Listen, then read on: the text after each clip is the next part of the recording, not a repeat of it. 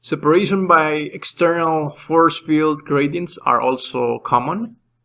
We have the most common, which will be centrifugal or gravitational, in which gravity, or say an outward force, will separate material. I'm pretty sure you have been hearing about blood centrifugation. What you will expect is blood being separated in several phases due to the difference in densities. We have also thermal fields. We have electrical fields, which will separate positive ions and negative ions.